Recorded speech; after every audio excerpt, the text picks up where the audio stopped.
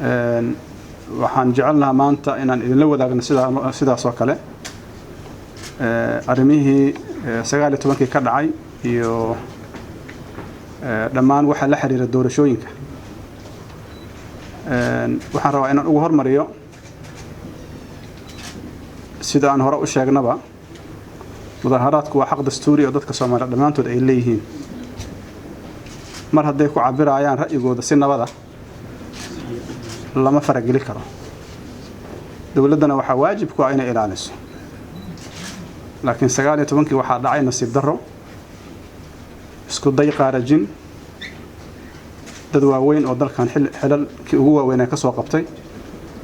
oo jeclaa inay ka qayb qaataan mudaharaadkaas nabadeed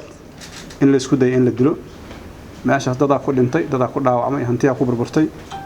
ummad ayaa la argagixiyay walina ma muuqato garaawsho in khalad dhacay marka waxaan rabnaa inaan cadeyno inaan ka tanaasulin mowqifkeeni iyo mabda'eeni iyo xuquuqdii aan u taagnay shalay oo ahayd in uu suura galo banaanbax nabadeed oo dadka Soomaaliyeed fikirkooda ay ku cabiraan oo ka dhici doona isla goobtii maxay ahaato la carqaladeeyay darajadka dahsoon insha Allah tabaaraka wa taala maalinta Jimcaha marka dadka Soomaaliyeed meel joogan waxaan ugu baaqaynaa inay ka soo qayb qaataan haddaan maanta xaqiijin weyno 60 iyo dhowr sano kadib inaan banaanbax nabadeed qabanno macnaheedu waxa waaye dariiqii dawladnimada waxa hor taagan caqabaad iyo diktatoriyad iyo xurriyad la dagaalan iyo dawlad burburin dawladdu waxay ku dhisan tahay mabaadiida ugu horeysana waa xurriyadka dadka xurriyadkaasna waxa ka faala qaaday sharciga dawladdu waxay ku dhisan tahayna waa heshiiskaas in la ilaaliyo xuquuqda taas waxaan rabaa halkaas inaan ugu gudbo arinta labaad oo taas la xiriirta waxa waaye dadka halkaan jooga dhammaantood waxay ka shaqeynayaan dawladnimada Soomaaliya inay dhisanto si nabad ah isfaham iyo ilaalinta sharciga ama sareynta sharciga ama dastuurka marna wax kuma raadinayaan dagaal iyo in cid kale dhibaato gaarto waxaadna ka gara kartiin annagoo joognaan kuraasta ka tagnay oo awood u leh in wax hadda dhacay wax ka badan aan sameeyno waxaan dooranay waxa dastuurku noo ogol yahay inaan ku ekaano fursad siino dadka Soomaaliyeed codkooda inay dhiibtaan ciday doonaan ay doortaan lana la shaqeeyo taas ayaana dhacday mabda cusub ma aha waa mid shalay aan aaminsanayn maanta waa aaminsanahay biri waa aaminsanahay waa la noolaanaynaa waa la dhimanaynaa dadkan ugu yeerinaa waxaan aaminsanahay maalintii qarannimada Soomaaliya la aasaasay oo xurriyadda la qaaday mabda'aas hadii lagu adkaysan lahay oo faragelinta ciidanku aysan imaalahayn maanta Soomaaliya meesha meel aan hayna joog leh marka ma ogolaa karno 30 sano oo burbura kadib in haddana ay timaado in sharciga loo hoggaansami waayo awoodda dawladnimada lagu takrifalo doorashada meesha ay ka baxdo waxaan rabaa inaan idin sheego cidaan u wakiilanay hadalkeena iyo aragtideena oo anaga naga turjumayso oo warka hadda aan sheegayno war khilaafsan intay sheegto anaga noo nisbay karta ma jirto warkaas in la fahmaan umaleena waa golaha murashaxiinta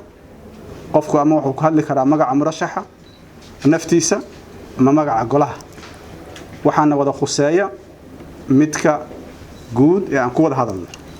iska daa marka qof kale oo ka baxsan murashaxiinta qof aan xil u haynin murashaxiinta aan ka tirsanayn afayeen aan u ahayn ayaa hadlay anaga dhiigeena looma banaysan karo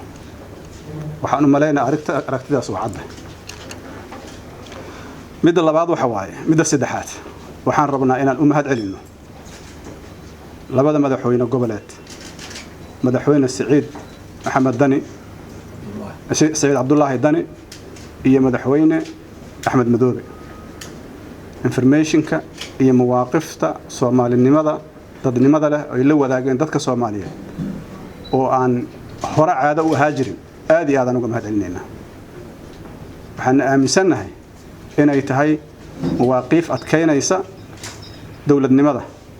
Soomaalinimada iyo in laga run sheego geedi socodka nabadeed ee aan doonayno in ay ku timaado doorashada waxaan rabaa inaan u gudbo qodobka saddexaad waxa wada ogtihiin madashaan waxay soo dhaweeyeen heshiiskii 17 September oo ka dhacay Dhuusamareeb qayb kama ahayn kuma qanacsanayn waxa lagu soo heshiiyay dadka danleyda ah oo doorashada galaa iyaga ahayn oo ay ahayd in laga tixgeliyo mana dhicin laakiin haddana waa soo dhaweeyeen waxay u soo dhaweeyeen heshiis jacayl ay u soo dhaweeyeen waxaan aragnaa 17 September inay sii dhimanayso waxayna u sii dhimanaysaa in reality-ga la iska indhatiraayo aan la rabin khaladaadkii iyo waxyaabihii ka maqnaay oo ku jira in la xalliyo inaan la rabin waxaan aragnaa dalka asal ahaanba inaan doorasho loo wadin ee loo wado in lagu haysto xukun askari ama xukun military waxaan rabaa halkaas inaan ugu gudbo dhalinyarada Soomaaliyeed ee loo carbiyay inay ciidan noqdaan military police nabad sugid iyo maxaan ku iraahdaa ciidamada xabsiyada waxay ku dhisan yihiin sharci waxay ilaaliyaan mabaadi dawladnimo mabaadidaas haday ka leexdaan fal kasto ay geystaan waa dambiilayaal marka waxaan rabnaa inaan ugu yeerno shalay iyo maanta ciidanku isma bedeli karo maxaa yeelay wuxuu ku dhisan yahay mabda ciidanka looma adeegsan karo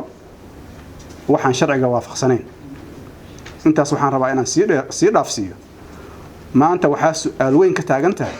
ciidanku iyo hoos tagaa oo amarka qaadana illa madaxweynaha waqtigiisu waa dhamaad madaxweynaha ayaa taliyaha guud ee ciidamada madaxweynaha waqtigiisu waa dhamaad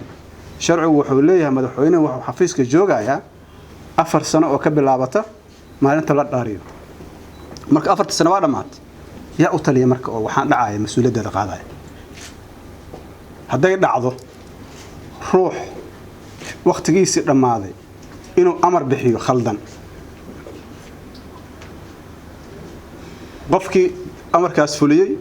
iyo qofkii sameeyo dambigood waa laba laabmaya waxayna noqonaysaa dambi ku talagal iyo ujeedo loo galay arintaas waxaan leenahay waa arin khatar ku ah qarannimada Soomaaliya inay sii socoto dawladnimadu inay sii socoto waxaan rabaa inaan hoosta ka xariiqo dawlad xoog ku dhisnaa kartaa ma jirto tajaaribta adduunkaana tustay annaga hore soo marnay dawlado badan oo Afrikaan ah soo maray kuwa Carabaha soo maray kulli waxay ku dambeeyeen meel aan fiicnayn marka waxaan ku laabanaynaa tii hore mase waxaan saxaynaa khaladaadka dhacaya maanta annaga u jeedna waxaan saxaynaa khaladaadka maanta jooga waxaan Ilaahay uga mahadcelinaynaa maanta inaan joogno xilli aan saxi karno maxaa yeelay khibrad waxaan u leenahay wixii soo dhacay oo dhibaatada ah iyo burburkii marka waxaan leenahay ciidamada qalabka sida waa inay u hoggaansamaan sharciga faraha kala baxaan siyaasadda ciidamada qalabka sida dhammaantood waa inay u hoggaansamaan sharciga kala baxaan siyaasadda faraha waxaan rabnaa inaan u mahadcelino dhalinyarada Soomaaliyeed ee diiday in faldambiyeedka la amray ay ka qayb qaadato baal taariikha oo dahabi ay ku qoran yihiin waxaana u aragnaa waa inay ka qayb qaateen dhismaha qarannimada mushaara la siiyay askara layga dhigay dawladnimo kuma dhisantay intaas dawladnimo waxay ku dhisantahay aragti falsafad iyo waxay ku dhisantahay mabaadi sharci dawladnimo ku dhisantahay marka waxaan rabnaa inay u laabtaan waxa saxda ah waxaan rabaa inaan u gudbo madasha murashaxiinta dhammaantood waxay jeclaan lahayn biri doorasho in la qabto biri dambe iska dhaaf biri in la qabto laakiin inay noqoto doorasho xur ah oo xalaala oo laga wada qayb qaadan karo waxaan aaminsanahay xallinta khilaafaadka ka dhashay heshiiskii 17 September maalinba maalinta ka dambaysa khilaafku waa sii fogaanaya maanta waxay taagan tahay dawlad goboleedyada shala qaybka inay yiraahdaan kama qayb galin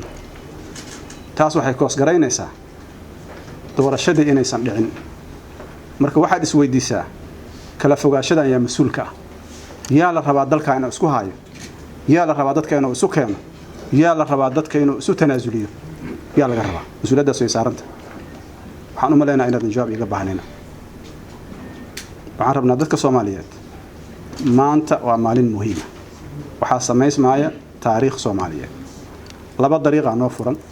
dariiq sharci aan ku dunno inaan marno iyo kan kale oo saxda oo dimuqraadiyada xukun wanaaga isu tanaasulka inaan marno labadaas aan kala dooran waxaan hubaa inaan dooranayno midka kale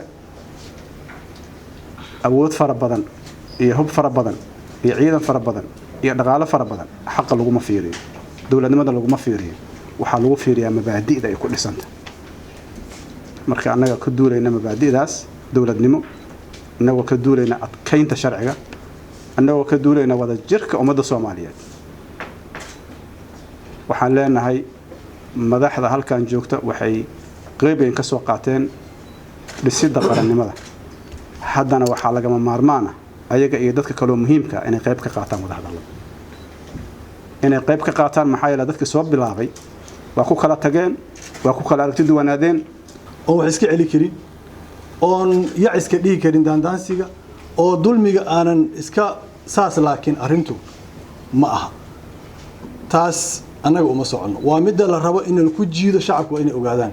waa midda aan ogolayn inaan ku wada jiidano oo na doonayo farmaajo inuu noo jiido annaga waxaan rabnaa nabadda iyo mudaharaadka iyo hadalka awoodiisa inaan wax ku bedelno adduunkana waa lagu bedelay waana jirtaa midda kale meesha ku jirtaa waxay tahay cid kale isku haleynayna ma jirto oo annaga aan ahayn la beel caalaman jirin waa nimanka u durbaantumaya farmaajo oo xilligiisii dhamaaday waxa aragtayna sameeyay cidda wali la shiraysa oo mas'uuliyad iyo sharciyad inuu leeyahay kula macaamilaysa waa beesha caalamka ma sugayno waxaana kale sugaynin dad aan islaanahay oo kale hadeerta inii maqan oo aqli iyo garaad inay yeeshaan ku soo baxaan hadda ma sugayno mana muuqato hadeerta haday imaato waa ilaahay mahadiis waxaan rabnaa marka inaan hoosta ka xariiqno 19kii wixii dhacay Febraayo waa wax annaga aan ku dhaganahay ilaa meel la saarana meel loo dhaqaaqay aysan jirin doorasho iyo doorasho la'aan iyo horaha loo socdo iyaan loo soconin waxay ku xiran tahay 19kii wixii dhacay habeenkeedii oo madaxweynayaasha gadaashii taagan la weeraray iyo maalintii oo inteena kale saa ogtiin jidkan anoo ku mudaharaadaynu ku xabadiyay arintaas waa in meel la saaraa haday tahay golo amaan haday tahay beel caalam haday tahay Soomaali haday tahay gobollo haday tahay dawlad federaal waa in arintaas meel la saaraa ayadoo meel la saarin arin la isaga tilaabsan karo maaha ayadoo la mudaharaadi karin doorasho lama qaban karo waa inaan marka hore xaqiijinaa in la mudaharaadi karo si nabada markaan taas xaqiijino ee doorashadu ku xigtaa aleen doorashadu soo olol ma soo campaign ma soo siyaasad ma soo dad la kulan ma haddaan dadka la kulmi karin oo la mudaharaadi karin oo si nabada loo soo bandhigi karin ra'yigaaga doorashada la galay maxay tahay tii Kim Un-jin ma dhigi jiray ninkii ka tali jiray koonfurta Kuuriyada waqooyi miyaa doorashada la galay mise mid afwarki waay anaga doorashada afwarki oo kala ma rabno doorasho waxaan rabnaa dadku ay tartamayaan xor yihiin tii Maxamed Cabdullaahi Farmaajo hotelkan subaxii ka tagay galabtii la doortay taasoo kala rabnaa anaga inay dhacdo marka waa inay dadku ogaadaan arintaas waxa kale oo rabnaa inaan ka digo Farmaajo waxa xalay fashilmay qorshayaashiisii ahaa doorasho maaweela oo been ah inuu nagu dul hayay oo waxba ka jirin xalay hadalkii madaxweyne Siciidin wuxuu fashiliyay doorasho been ah oo madadaala inay meesha ka socotay ajanda kale oo ciidan iyo xoog iyo dadka in la terrorize gareeyo loo awood sheegtana oo dhinac socday Farmaajo waa fashilmay qorshihiisii waa fashilmay wuxuu aadi doonaa qorshaha kale wuxuu isku dayi doonaa inuu commit gareeyo ama uu ku dhaco isqarxintii ama suusayrkii ugu dambeeyay oo ah inuu dadka mar kale soo weeraro madaxda meesha taagan inuu dadka ikhtiyaalo keensado inuu sida hadda la sheegay shabaabka oo la macaamilay shabaab soo isticmaalo waxaan u baahanahay dadka reer Muqdisho inay digtoonaadaan oo arintaas ay vigilant ama ay ka digtoonaadaan muxaawalada ugu dambeeyay ama isku dayga ugu dambeeyo oo isku qarxi doona farmaajo in loo digtoonaado oo jugta dhacday aan lagu shoogin ee markiiba dadka kici karo aan noqono arintaasna waa ka digaynaa waxaan mar kale ku celinaynaa 19 Febraayo wixii dhacay waa wax taagan oo xagga meel looga durka aysan jirin waxaan ka xunnahay qolada beesha caalamka sheeganaysa ee rabta inay iska dhiga tirto wixii 19 ka dhacay ay rabta inay moodo suuragal ma ah waa crime weyn waaye oo dalkan gali kartay dagaal sokeeye laakiin tanaasulka dadkan ay ku taagan tahay oo aan ku joognaa marka arintaas waa mowqif aan ku dhaganahay oo meel looga durka ay jirin waa mahadsanyihiin madaxweynayaasha jeediyay arintaas ka shifay waxaan ka codsanaynaa kuwa farmaajo la joogo waxaan rabaa inaan meeshan uga baxo Donald Trump markuu xukunka Mareykanka qalday oo qarribay waxaa jira dad liilaada enablers dad asaga u suura gelinaya saas inuu wax xukumo farmaajo inuu saas u dhaqmo dad u suura gelinaha jiro farmaajo inuu saas u dhaqmo dad u suura gelinaha jiro waxa koow ka ah ciidanka Italiyaashooda gudoomiyaha ka hadlay waa ku celinaya waan ognahay saraakiisha diiday amarka guraacan ee dadka in lagu weeraro lagu soo holgaliyo waa naqaana magacooda noo qoran waxna oo lisgareysan yihiin kuwa yiri warqadii amarka isii waa hayna ayagani oo la sii waayay kuwa ka gadooday oo diidana waa hayna kuwa fuliyayna waa hayna waxaan ugu baaqaynaa dhalinyarada ciidamada ku dhex jirtay la adeegsanayo oo waxa xabadda oo ku ridaa walaalkiis oo yahay ama raggii shalay dalka madaxdiisa ahay ama noqon doono oo yahay inuu arintaas ka digtoonaado ragga kale ee siyaasiyiinta waa is yaqaanaan ee farmaajo u suura gelinay inuu saan u dhaqmane fariina u diraynaa waxa la isku haysto waa dal masiirkiis waxa la isku haysto waa deegaan masiirkiis inaad damiir yeelatiin oo maanta wax ka badbaadisiin ayaan ku baaqaynaa waa maasantiin wassalaamu calaykum